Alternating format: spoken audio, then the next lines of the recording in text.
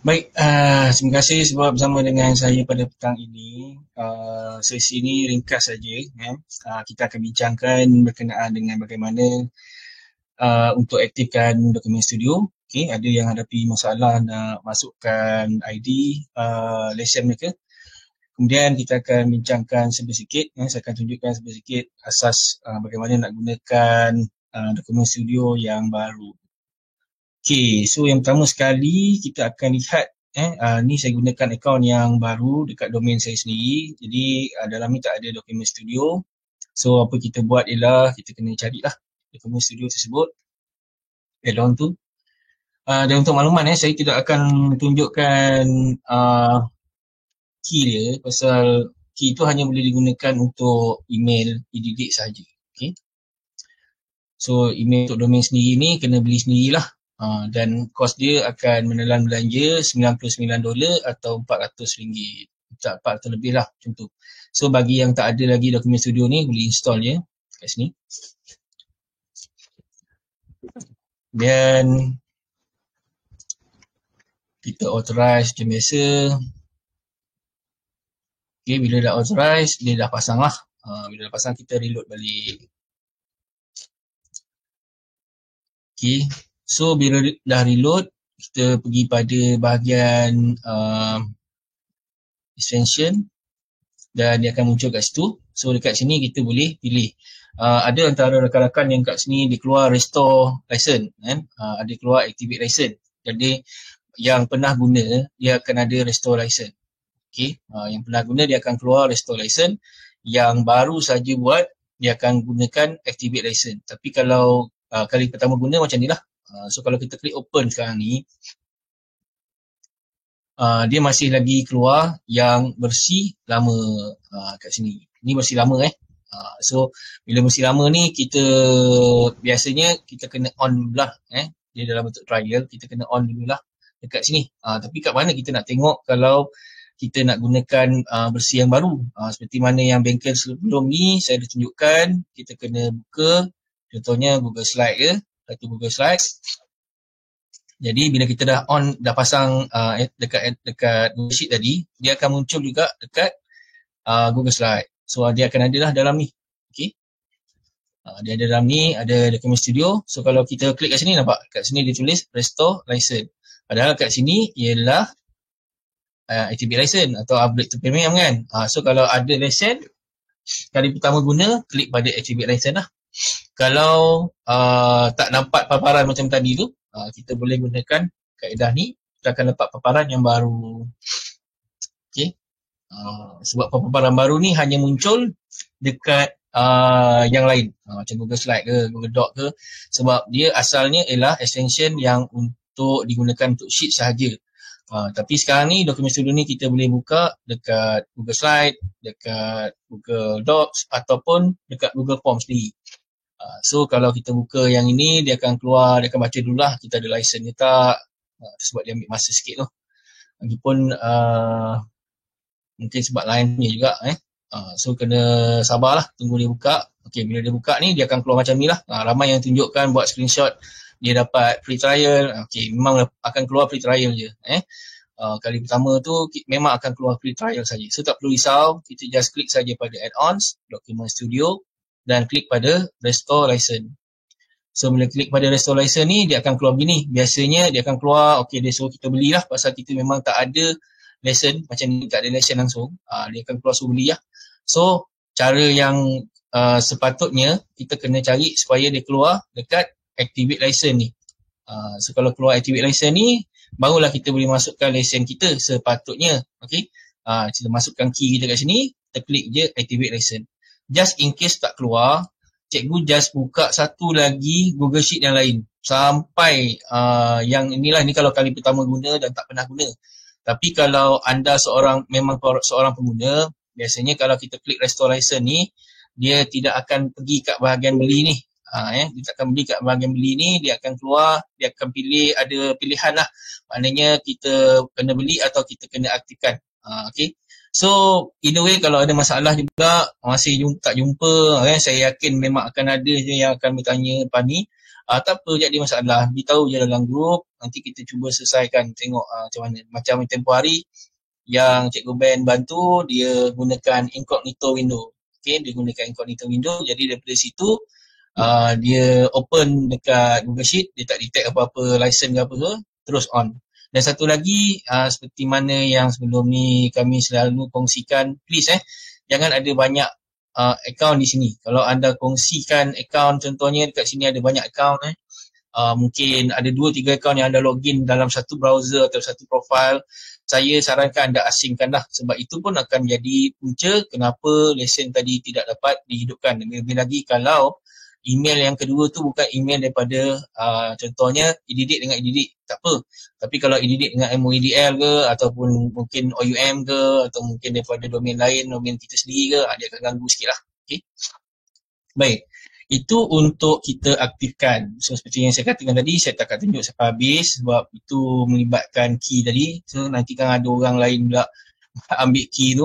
Satu lagi, jangan kongsi key tadi tu jangan kongsi pada orang lain. Tak kisahlah kalau sebelum ni cikgu beli pada batch daripada batch yang pertama ke sampai batch yang kelima ni, tolong jangan kongsikan dengan email atau orang lain. Jangan aktifkan di email selain daripada email anda sebab dia akan mengganggu pilihan yang ada. Jadi bila orang lain nak aktifkan nanti, mungkin dia aktif lambat ke apa ke, akan jadi masalah lah. Okay. So kita nak elakkan daripada dia jadi masalah. So harapnya rakan-rakan janganlah berkongsi benda-benda tersebut. Okay, so saya akan pindahkan ke skrin ini. So sekarang ni saya akan tunjukkan sedikit berkenaan dengan bagaimana kita nak buat merge ni, asas merge ni. Mungkin sebab kita gunakan platform yang baru. Jadi bila kita ada platform baru ni, dia ada sedikit perubahan dari satu benda ke satu benda lain, tapi asasnya tetap sama. Cuma paparan daripada konsol tu saja yang mungkin berbeza. Dan suka saya ingatkan, kita boleh hidupkan dokumen studio daripada Google Form, Sheet ataupun daripada tapak tu sendiri. Guna Google Slide atau Google Docs lah. Dan dekat sini kalau seperti contoh ni, saya gunakan Google Slide sebagai tapaknya. Saya dah upload siap-siap dah. Proses ni saya rasa saya tak perlu ajar lah. Rakan-rakan pandai lah buat background untuk masukkan ni. Cuma dekat text box ni kita boleh masukkan kita punya markers lah.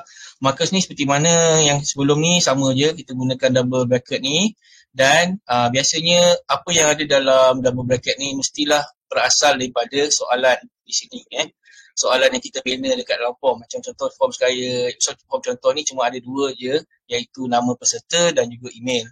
Jadi kat sini saya cuma masukkan nama peserta saja, sebab nama peserta ni saja yang berasal daripada yang saya nak masukkan lah, yang nak jalankan kat sini. Email ni tadi, email ni untuk kita buat penghantaran.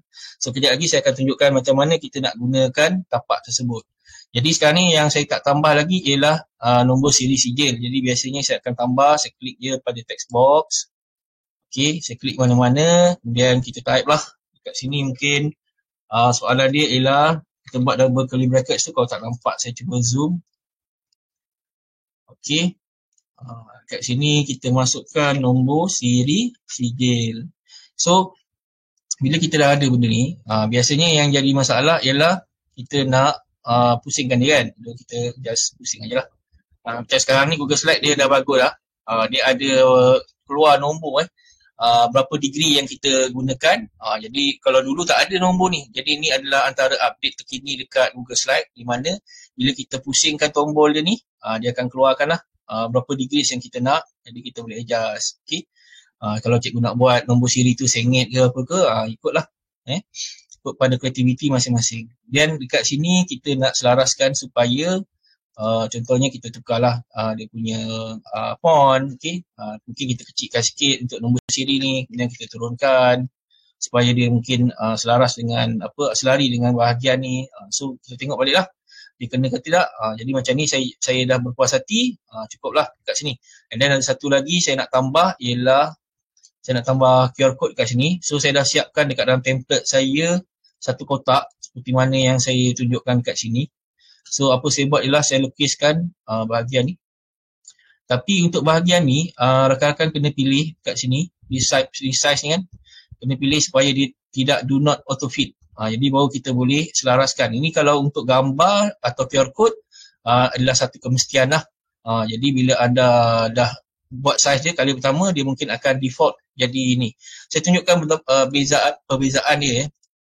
Kalau teks ni tadi yang atas ni, yang teks atas ni, saya gunakan resize shape to fit text. Jadi bila nama peserta tu panjang contohnya dia ke bawah, dia akan turun bawah secara automatik lah. Okey. Sama juga dengan nombor siri sijil ni, tak salah saya. Dia gunakan reshape to fit text juga, tapi kita dah tarik siap-siap lah panjang-panjang. So nombor siri tu biasanya sampai sini je, tak banyak. Cuma untuk gambar atau QR code, rakan-rakan kena adjust lah dekat sini. Pastikan bila anda pilih tu, okey, bila anda pilih dia bukan dia bukan yang tadi lah, do not auto fit lah, pilih yang do not auto fit supaya dia akan ikut pada bentuk ni. Jadi kalau Google Slide biasanya mudah je, dia bila tampak gambar dia akan terus auto fit lah. Okey, kemudian ada sedikit perubahan. Kalau dulu kita kena buat sedikit coding kat sini. Kita kena buatkan QR data, kemudian kita kena masukkan juga dekat sini ada satu lagi formula yang saya kongsikan melalui cheat sheet, iaitu kita kena masukkan jana QR code ni. Jana QR code ni menggunakan Google API ni. Tapi sekarang tak perlu dah. Bila kita dah ada QR data ataupun kita mungkin dekat sini kita nak muncul laman web ke, kita nak muncul kat sini, dia scan, dia muncul dekat laman web kita ke, laman web peribadi ke, laman web sekolah ke, atau dashboard ke, kita dah boleh buat dah secara automatik. Kalau kita nak unik, kita kena buat QR data macam ni lah. Jadi bila kita ada pengisian, contohnya saya isi korang ni,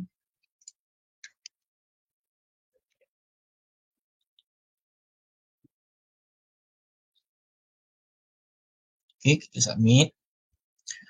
So bila keluar data, dia akan automatically sepatutnya dia baca lah. Tapi kita kena semak kali pertama sebab kita masukkan formula tu, dia akan jadikan row tu turun ke bawah. So kita kena ubah A2, sini pun kita 2, A2, kat ni pun A2, baru dia jadi nombor siri yang pertama lah. Kemudian kat sini kita kena ubah juga, kita kena jadikan dia A2 di sini, yang ini B2, dan yang hujung ni kita buat D2. Nanti bila rakan-rakan buat rakaman, tengok balik pada rakaman ni, anda boleh pause lah kat sini untuk lihat formula tu kan, untuk anda ubah slide. So apa maksud dia kat sini, nombor siri sijil ni dia merujuk pada row A2 ni. Kalau ada ruangan yang kosong, okay, atau dia takkan proses, tapi kalau ada data masuk, dia akan terus masukkan ikut nombor ni lah, mana yang kita dah generate ni. Kemudian untuk QR data ni pula, dia baca, dia akan ambil nama peserta, dia akan ambil email, atau kat sini tak ada email, dia akan ambil nombor siri sijil ni, dan dia akan masukkan dalam formula supaya bila kita scan nanti, kita scan kat sini, dia keluar QR code kan. Jadi bila kita scan tu, dia akan keluar makluman ni lah. Okay, so sekarang ni, saya akan crop data ni kejap, supaya dia nampak kemas. So tak adalah banyak sangat row ni. So bila dah tinggal macam ni, kita just masukkan coding lah. So apa saja yang kita nak buat sebenarnya dekat dalam Document Studio ni dah sediakan. Dia dah sediakan workflow ni. Kalau dulu tak ada benda ni. Jadi rakan-rakan boleh pergi pada bahagian ni. Saya akan kongsikan laman ni sekali lagi kat dalam group. So boleh pergi kat sini. Saya masukkan. Okay. So pergi kat laman web tu. Bila anda pergi kat laman web tu, anda akan dipaparkan dengan paparan ni. Jadi anda boleh pilih kat sini bahagian nak masukkan gambar ke attach file apa semua, dia ada ceritakan. Tapi mungkin nak cari tu sedikit banyak kan. Jadi dekat sini kita fokuskan pada QR code dulu. Untuk QR code. So QR code ni dia ada makluman dekat sini. So kalau kita nak guna, contohnya kita dah ada dashboard. Contoh macam rakan-rakan suka buat data studio sekarang kan. So anda boleh masukkan link data studio tu macam ni. Saya tunjukkan macam mana. So first kali kena ada embed perkataan ni, embed QR code ni. So kita typekan dekat sini. Ni saya kecilkan dulu teks dia. Okay. Dia tak kisah kalau kecil teks pun tak ada masalah. Besar pun tak ada masalah. Saya cuma kecilkan untuk senang kita tengok lah. Okey, kita buat curly bracket seperti biasa. Yang pertama kita kena masukkan embed, lepas tu QR code dan kita klik koma. Okey. So lepas koma ni baru kita masukkan, macam saya nak masukkan QR data. Tapi kalau rakan-rakan ada link, contohnya nak pergi ke Google ke, anda masukkanlah https ni, lepas tu www.google.com. Okey. Nanti bila dia generate, dia akan generate satu QR code yang pergi pada google.com. Tapi macam saya nak dia generate QR data ni. Jadi apa saya buat, saya tak perlu buat curly bracket lagi. Saya just masukkan je kat sini QR data. Okey. Jadi dia akan baca lah. Nanti bila kita buka, dia akan baca kat sini. Okey. So sekarang ni kita dah ada. Pertama, markers untuk nama kita dah siapkan. Kita dah siapkan juga untuk nombor siri sijil ni. Kita dah siapkan juga untuk QR code. Jadi dia akan muncul kat sini lah. So the next step ialah untuk kita gunakan add-on Document Studio tadi untuk sambungkan dia. So bila kita gunakan, saya recommend rakan-rakan gunakan direct dekat Google Sheet. Macam saya kata tadi, memang senang kita nak guna. Kita dah boleh guna dekat add-ons bahagian sini. Dan kita pun boleh guna dekat bahagian Google Form. Kat Google Form kat sini. Tapi paparan dia sedikit berbeza lah. Macam ni paparan untuk Google Form. Macam ni tadi paparan untuk Google Slide. Google Slide, Google Doc sama je, lebih kurang. Dan kat sini kita dapat lihat ada restore lesson ni. Jadi kalau kita klik nanti kan dia keluar lah lesson kita. Kalau kita dah ada sedia ada, dia akan keluar lesson tu. Kalau tak ada, dia akan suruh beli. Kalau ikutkan, kalau cikgu dah ada lesson, saya memang sarankan buat dekat Google Sheet tadi lah. Macam saya maklumkan tadi. Okay. So, bila kita nak sambung, kalau daripada Document Studio contohnya, kita buka daripada Document Studio dekat Google Form. Jika kita dah ada generate sheet macam ni, yang sheet ni kita dah ada sambung dengan Google Form kan.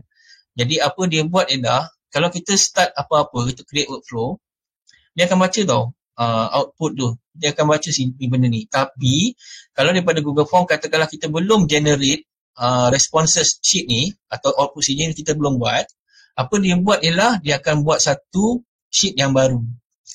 Cuma sheet yang baru tu, dia akan letakkan dekat My Drive. Jadi cikgu kena tahulah kedudukan dekat mana. So pastikan bila anda buat, anda dah generate ni siap-siap lah. Bila anda buat Google Form, macam biasa letakkan dalam satu folder. Pastikan tapak anda kat situ, anda punya ni kat situ. Jadi senang anda nak cari lah. Macam saya memang suka onkan melalui Google Sheet. Okay, melalui Google Sheet, saya just on saja, open saja kat sini. Sama juga, paparannya sama. Kalau kita dah buat dekat Google Form tadi atau dekat Docs atau dekat Slide, nanti bila kita dah pautkan, dia akan jadi sama je, tak jadi masalah. Terutama sekali bila rakan-rakan aktifkan lesson tu dekat Slide ataupun dekat Form, nanti yang dekat Google Sheet ni pun dia akan bertukar sama, dia takkan guna yang lama lah. Okay, so kita akan mulakan dengan create workflow. So bila kita gunakan dekat Sheet, jadi semua data yang kita nak tadi dah ada dekat Sheet. Jadi kita boleh buat rujuk lah. Kalau macam ni, biasanya benda ni tak boleh alih. Jadi kalau rakan-rakan nak lihat ni memang agak susah, mana nak tahu anda ada banyak data yang anda masukkan dalam satu sheet. So anda buka je lah satu lagi salinan, untuk anda tengok rujukan. Okay, untuk rujuk ni lah, rujuk header ni. Jadi senang kita nak copy paste lah. Kalau anda kata dekat tapak tu belum siap ke, atau dekat dalam ni kita tak tahu kita nak masukkan dalam yang mana, kita boleh rujuk balik dekat sheet yang kita dah buka tadi lah. Okay, so kita klik saja pada butang create workflow. Okay, so dekat sini paparannya okay. Sorry. Baik, dekat sini kita kena namakan. Ini ada perkara yang terbaru yang dibuat oleh mereka. Kita boleh namakan workflow ataupun kita kena buat macam seolah-olah satu proses lah. Kalau siapa yang pernah guna AutoCAD, perkara ni lebih kurang sama. Mungkin dia ambil idea juga daripada AutoCAD. Jadi daripada sini kita namakan, contoh kita nak buat ECK. So daripada bahagian satu ni dia pilih source. Maknanya ni adalah maklumat yang kita nak proses tadi. So kita klik saja continue. Kita kena pastikan yang ni kalau cikgu tak tukar nama dia form respond 1, kena pilih kat sini pastikan form respond 1 lah. Kalau ada banyak Google Form yang disambung pada satu sheet, jadi anda kena pilih Google Form yang betul lah. Okay? Pilihan tu kena ada, kena namakan, sebaik-baiknya namakan lah. tukar nama untuk ni form yang pertama, form kedua, atau ikut kelas ke, atau ikut persatuan ke. Kemudian kita klik pada continue. Dekat sini bahagian Google Form Trigger ni, kalau anda kata rakan-rakan nak buat, ni basic dia. Kalau rakan-rakan nak buat apa saja yang masuk ni semua proses, jadi biarkan saja pada proses all form responses. Kalau anda ada particular apa yang akan keluar kat sini, contohnya mungkin dia pilih untuk buat pengangkap. Jadi laporan pengangkap hanya pergi kat sini, proses spesifik ni, pilih kolom dia, kemudian mesti dekat situ pilihannya pengangkap. Macam itulah. Tapi macam saya akan pilih kat sini. Untuk hari ni kita buat proses all form responses ni. Untuk hari ni kita buat yang asas je dulu. Yang penting kita fahamkan macam mana kita nak sambungkan pada tapak ni tadi. Yang lebih detail nanti mungkin kita akan buatlah sesi-sesi lain, mungkin minggu depan kita buat satu sesi sebelum raya. Kita buat satu lagi yang sedikit detail berkenaan dengan macam mana nak sambung. Sebab saya ada satu benda saya nak kongsi memang menarik, rakan-rakan memang akan suka nanti benda tu. Tapi saya sendiri pun sedang usahakan untuk menggunakan benda tu dulu. Jadi bila dah berjaya nanti, mungkin insyaAllah minggu depan saya akan kongsikan cara saya buat. Memang akan membantulah, insyaAllah boleh membantu urusan anda. Lebih-lebih lagi kalau anda jenis yang ada banyak sangat data yang anda nak simpan kat satu tempat lain, dia ada satu cara yang kita boleh gunakan Document Studio ni tadi dengan bantuan satu add-on tambahan untuk kita simpan data tersebut secara automatik. Okay, so dekat sini bila kita dah pilih, kita klik je continue. Okay, kita akan diberikan pilihan ni. Kalau yang dalam bengkel tempoh hari saya dah tunjukkan macam mana create file, Telegram dan sebagainya. Okay, sebenarnya sama je. Cikgu nak buat apa saja jenis dokumen, you have to think about apa yang cikgu nak create terlebih dahulu. So, perkara pertama yang anda nak buat tu apa? Anda nak generate apa? Contoh macam rakan kita itu hari, masalah utama dia nak buat sijil. Jadi sijil tu kita kena kat sini. Nampak? Dia kena tulis lah pun. Create certificates, invoices and document. So, kita klik dia dekat create file. Okay. Daripada sini, kita akan diberikan paparan ini. Kita choose je. Tekan kat sini document template ni untuk kita pilih ni tapak sijil ni kan. So, kita pilih choose. Daripada sini, saya tak pasti rakan-rakan nampak tak? Saya rasa nampak. Okay. So, dekat sini, kita pilih jenis apa yang tapak yang kita gunakan. So, dekat sini ada document, spreadsheet dengan presentation. So, tadi saya gunakan Google Slide. So, kita pilih dekat presentation. Dan ada satu ciri tambahan iaitu kita boleh juga pilih daripada shared drive. Shared drive ni maksudnya kita boleh masuk dalam drive rakan-rakan.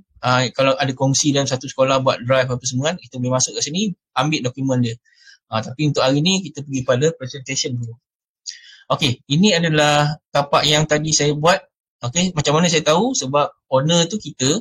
Kemudian kat ujung ni ada last modified, masa dia. Bila kita last pegang ataupun kita buka. So kita pilih lah. Pilih, tekan select. Dia akan start baca markers. So kat sini dia jumpa 3. Kita dah boleh semak. Kita tengok kat sini ada nama peserta, nombor siri sijil dengan QR data. So kalau kita ada buat perubahan apa-apa, kita kena klik lah kat bawah tu, refresh markers. Okay. So daripada sini, kita pilih pula folder. Bila kita nak pilih folder ni, kita boleh buat begini. Kita boleh buat satu folder baru. Ni. Kita namakan mungkin hasil merge. DS demo. Okay. Kita buat folder tu. Kemudian daripada output ni, kita pilih folder tersebut. Okay.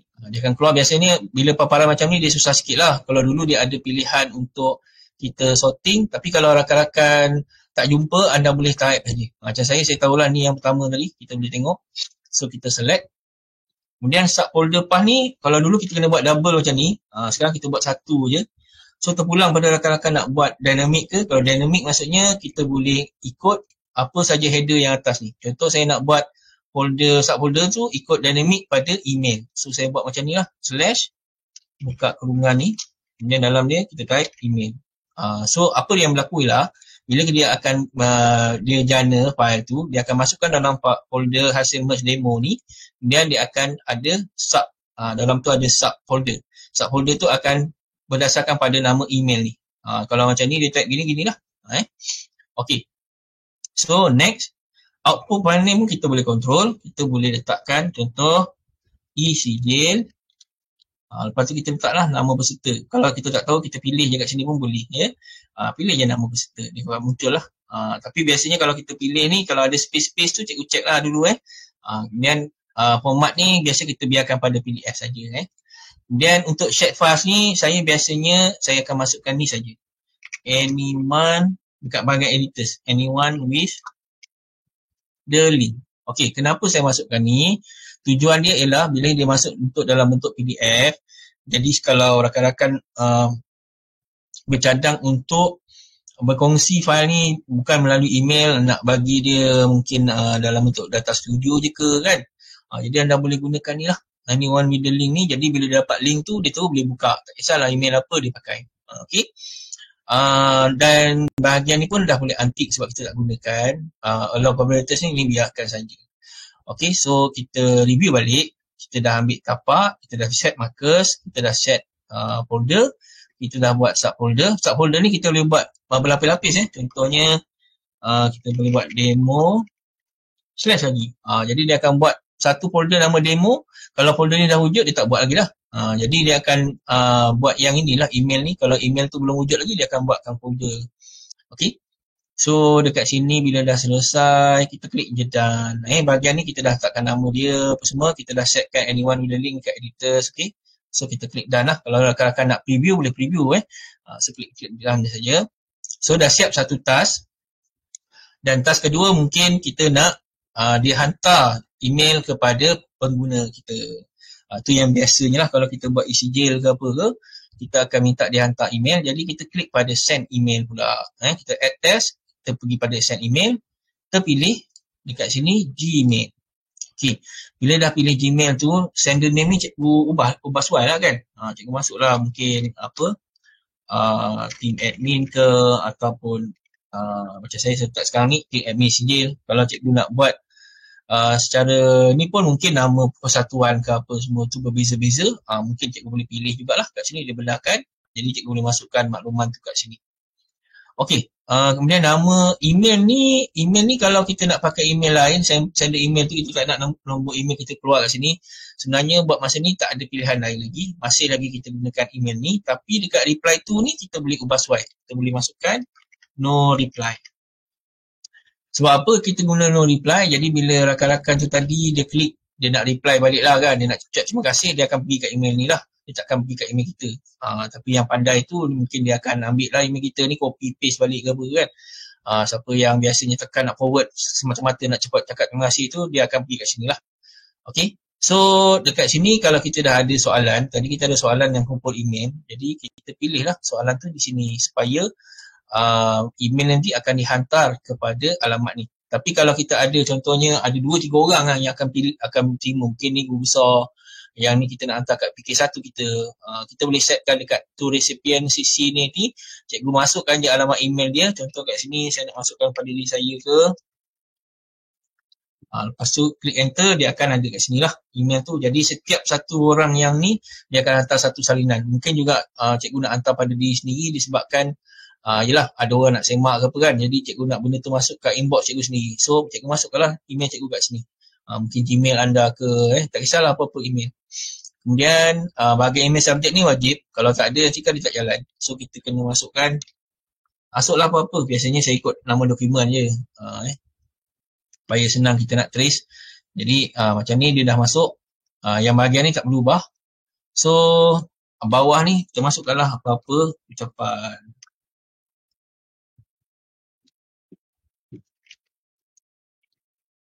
Ni kita boleh masukkan nama dia. Nama dia. Tapi kalau perasan ni bila kita masukkan dia akan ada space tau. Jadi cikgu kena adjust sikit lah space tu. Kemudian mungkin nak masukkan maklumat tambahan ke. Okay, masukkan nombor siri sijil. Okay. So bila dah masuk ni, kita maklumkan lah salinan ada ditempelkan sekali dengan email.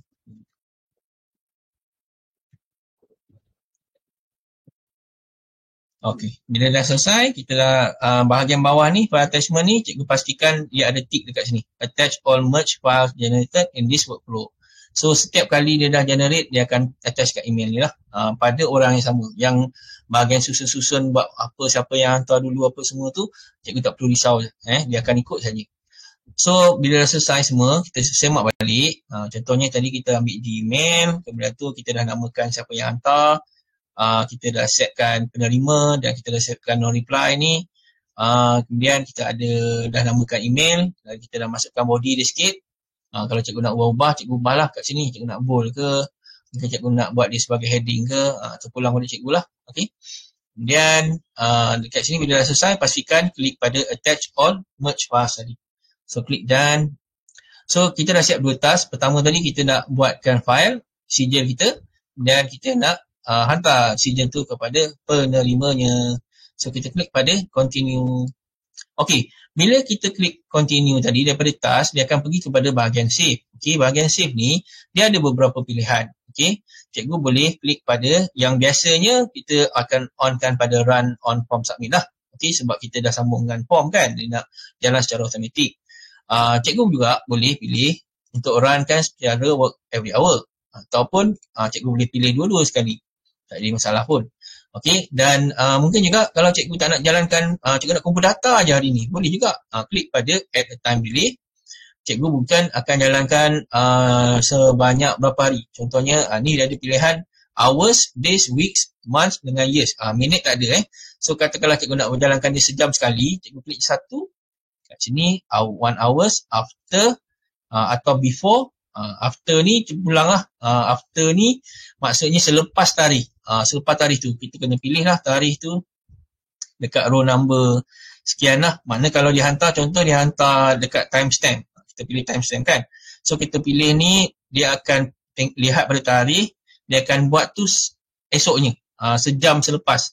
Contohnya sekarang dia hantar pukul 3, dia akan buat pada jam 4 nanti, macam tu. Kalau kita buat before timestamp ataupun before masa yang kita tetapkan tu, contohnya kalau kita setkan sebelum pukul 4, semua nak kena jalan. Jadi dia akan jalan sejam sebelum pukul 4. Dia akan semak lah, macam tu lah.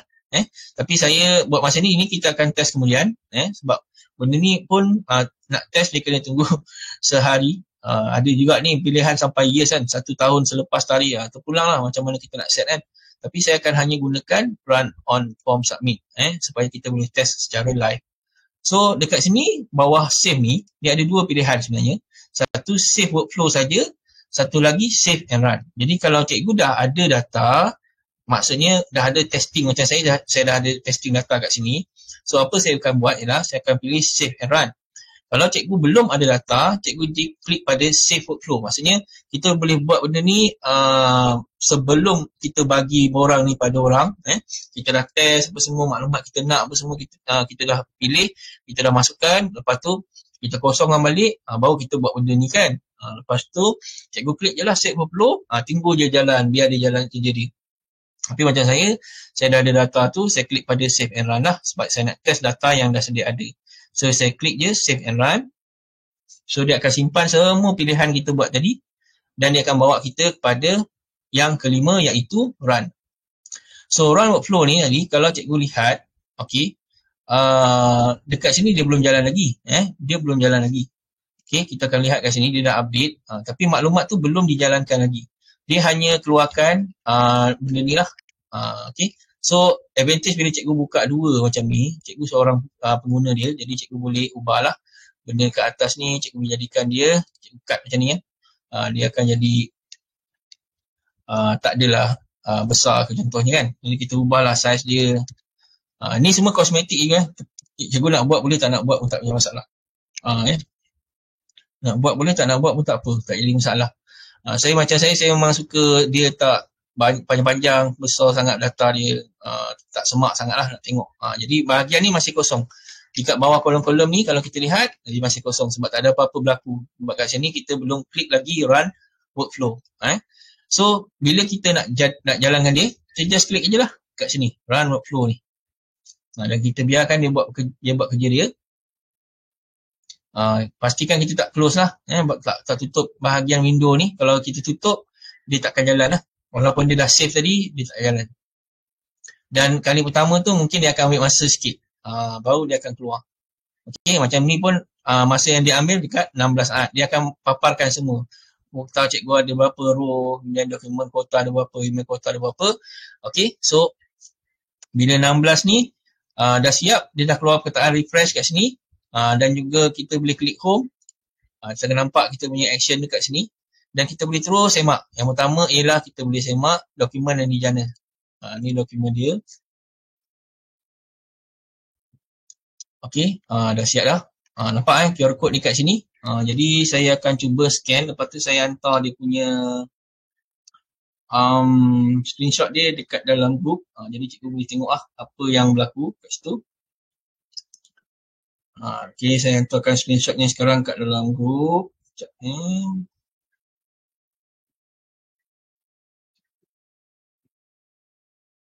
Okey, itu daripada scanner saya lah. Kalau scanner orang lain mungkin lain lah dia punya paparan kan. Itu daripada scan saya. So itu ialah apa yang keluar dekat QR code. Kemudian kita ada bahagian ni kita dah siap, kita tutup je lah, tak ada apa dah. Kita ada email, kita semak ada tak email masuk. Kita tengok email kita. Ni email dia. Okey, daripada ini sini kita tengok ada di attachkan file yang tadi kita dah bagi arahan tadi, dia dah attach. Atau dibuka atau boleh semak balik. Okey. File dah keluar, lepas tu email pun tadi dah masuk. Okey. So tapak ni berjaya lah. So kat sini bahagian yang kita nak jalankan tadi dah selesai. Okay? Jadi bahagian ni dah berjaya dijana dan email pun telah berjaya dikeluarkan. Dia pun ada link. Kalau kita klik kat sini kan, kita tengok dia akan terus bawa kita pada bahagian send pada email tadi lah yang kita hantar sebab dia hantar guna email kita kan.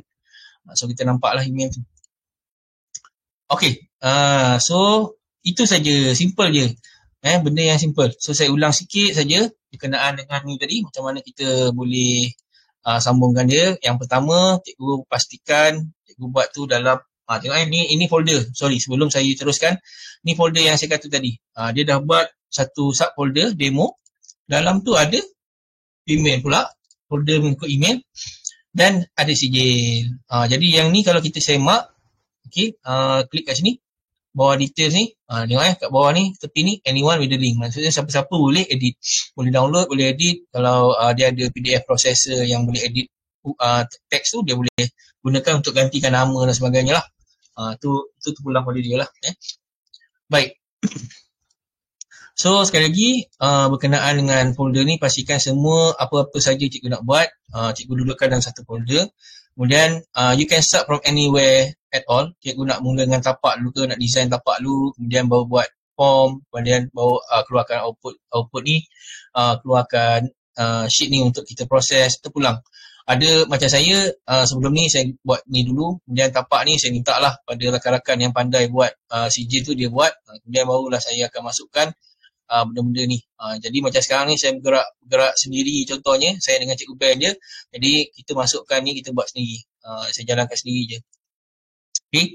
Kemudian untuk bahagian form ni, terpulang lah macam mana cikgu nak buat. Asas dia, apa saja yang muncul dekat dalam ni, apa saja yang muncul, cikgu kena wujudkan dekat dalam form ni tadi. Contohnya macam perkara input-input yang cikgu nak lah, macam nama, macam email apa semua tu, cikgu kena wujudkan lah kat sini. Mudahnya, tak nak pening kepala, buat form dulu, dah siap form tu apa benda yang kita nak, baru kita buat dia punya, kita generate dia punya response sheet. Daripada response sheet tu, barulah kita adjust kalau kita nak maklumat tambahan, contohnya macam nombor siri sijil, QR data, sebab benda ni kena buat dynamic kan, kita tak boleh nak buat dalam Google Form. Takkanlah peserta pula nak masukkan nombor siri sijil dia sendiri kan. Jadi benda ni kita kena buat juga dekat Google Sheet. Macam QR data ni, cikgu terpulang pada cikgu nak gunakan QR data macam ni ke, ataupun cikgu nak buat array formula supaya kat bawah ni dia keluar laman web berbeza-beza ke, atau pulang. Okay, ikutlah pada kreativiti dan kebolehan cikgu sendiri. Okay, kalau tak ada idea, paling senang, cikgu boleh terus dia buat QR code berkenaan dengan nombor siri sijil dia. Jadi bila dia scan, nombor siri sijil tu dalam bentuk QR code. Jadi tak perlulah kita gunakan macam ni bahagian ni, nombor siri sijil ni kan. Jadi kat sini dia dah keluar dalam bentuk QR code. Tu idea lah. Okay. it can be as simple as possible ataupun dia boleh jadi sekompleks mana yang cikgu nak. Itu yang biasanya kami tekankan bila kami buat pengungsian lah. Okey, kemudian pastikan bila cikgu onkan add-ons, bila cikgu runkan workflow dan sebagainya. Sebelum cikgu run workflow tu, cikgu semak balik dan kena ingat bila cikgu buka, benda ni boleh edit tau.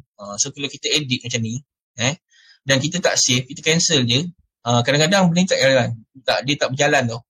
Jadi apa kita kena buat ialah kita kena pastikan bila kita nak edit, kita ubah ke tak ubah, klik je continue sampai bahagian save ni, kemudian pilih save workflow. Okay. Bila kita buat macam tu, kita akan dapat pastikan benda ni tadi akan berjalan. Kalau kita buat pengisian, contohnya saya buat pengisian kedua. Saya masukkan contohnya nama sahabat saya ni, masukkan email dia ke. Submit. So, dia sepatutnya berjalan. Kalau kita pangkah ni pun, biar dia buat kerja kejap, patutnya muncul lah. Adalah maklumat kat sini. Kalau dia tak muncul kadang-kadang, pasal kita dah edit tadi, kita ada buat perubahan apa-apa, walaupun kita edit, dia tak berjalan dengan sempurna. Sebab tu dia tak keluar. So, macam ni sekarang ni dah keluar. Respon ID, respon edit URL apa semua ni, sepatutnya dah ada maklumat di situ. Tapi tak keluar. Jadi kita kena semak lah. So benda-benda macam ni bakal berlaku. Cikgu-cikgu kena semak sentiasa. Okay, macam ni dah keluar ni, tak ada masalah lah. Dia mungkin akan ambil masa macam tadi pun. Yang pertama kita test, dia ambil masa 16 saat. Jadi ada kemungkinan besar itulah punca dia jadi macam tu. So kita cuba je. Bila kita masukkan, contoh kita masukkan 1 GB.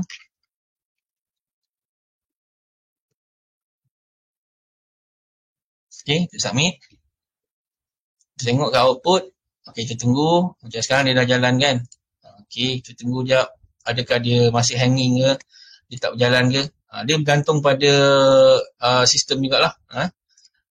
Kalau tanya saya kenapa dia jadi lambat, kalau sebelum ni ikut sejarah yang kita pernah gunakan, bila masuk entry terlampau banyak, ada row yang dia skip. Ada row yang dia skip, dia tak buat. Macam sekarang ni, bila dah jadi macam ni, dia ada time frame, ada workflow dia, bergantung pada apa yang kita cuba capai. Okey, dia akan ni lah, dia akan proses satu persatu ikut macam mana yang kita nak lah. Okey, dan dia akan ambil masa sedikit. Dan kita boleh semak dan kita boleh tambah. Yang bagusnya kita boleh tambah. Tambah apa? Okey, contohlah, dekat sini tadi, kita edit, kita boleh tambah task cikgu. Kita boleh klik kat task ni, kita boleh tambah task apa kita nak lagi. Mungkin cikgu nak dia, bila dah buat tu, nak jadikan satu dokumen yang panjang macam tu. Untuk kita print, tujuan untuk kita print. Biasanya untuk kita, contoh kalau kita buat pelantikan pengawas kat dalam sekolah lah contoh kan. Kita nak senang kerja kawan tu, dia masukkan nama, benda tu auto generate, nanti bila dah append semua jadi satu, kita bawa print, lepas tu kita keluarkan. Bila dah siap, itu keluarkan. Okay, itu cara kita boleh gunakan append ni. Kalau kita nak hantarkan makluman ke Telegram macam saya tunjuk dekat dalam perkongsian yang sebelum ni dalam bengkel, pun boleh teruskan masuk kita punya task yang baru tu. Yang lain-lain ni pun sama. Kalau kita nak buat, kalau kita ada file upload ke, dia nak buat arahan tu supaya bila dia upload file tadi, dia masukkan dalam folder tertentu. Dia akan pindahkan, bukan pengguna tu yang masukkan, tapi sistem kita akan pindahkan maklumat tu ke dalam folder tertentu supaya senang kita cari. Pun ada saya kongsi pada bengkel sebelum ni. Jadi boleh lihat. Tapi katakanlah kita dah tengok ni, tak adalah kita tak nak tambah apa-apa. Bila kita tekan cancel, pastikan tekan continue, save workflow. Kalau kita tak buat situ, takut nanti dia tak jalan. Bila kita buat pengisian, dia tak jalan. So, kena double check macam tu lah. So, itu saja daripada saya. Saya minta maaf, saya tak boleh nak buka ruang untuk pertanyaan. Tapi rakan-rakan nanti boleh tanya dalam grup. Apa-apa saja persoalan nanti kita akan bawa pada sesi seterusnya minggu depan. Mungkin pada waktu dan hari yang sama, saya rasa. InsyaAllah. Jadi kita cuba jawab masa tu. Saya harap apa yang saya kongsikan ni membantu, dan rakaman ni saya akan berikan dalam dua bentuk. Satu rakaman Telegram, satu lagi rakaman dekat YouTube. Maksudnya saya akan upload rakaman yang ada ni dekat YouTube untuk paparan yang mudah rakan-rakan buka lah. Okey, so itu saja untuk hari ini. Terima kasih saya ucapkan pada semua dan insyaAllah kita jumpa lagi pada minggu hadapan. Okey, Assalamualaikum. Bye-bye.